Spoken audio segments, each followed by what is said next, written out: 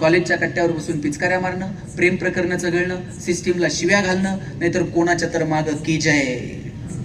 मागं निम्म्यांना माहित नसतंय पुढं कुणाचा जय जयकार चाललाय. कानाव की पडलं का फक्त जय म्हणायचं. यात आम्ही आमचं तारुण्य वाया घालवतो.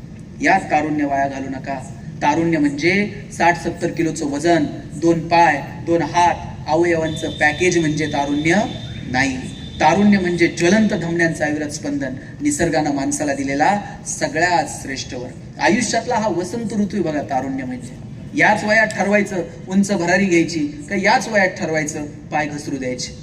हेच वय मोठी स्वप्न बघायची. लक्षात घ्या, एखादी वयस्कर व्यक्ती आहे, चांगलं वाईट कळतं, पण आता कृती करायचं बळ मनगटात उरलेलं नाही. लहान मुलाला कृती करायचं बळ मनगटात आहे, पण चांगलं वाईट विचार करायची ताकद नाही. पण तरुण ही अशी ताकद आहे जिथे विचारही करता येतो आणि कृतीही करता येते. आणि म्हणून याच तारुण्याच्या जोरावर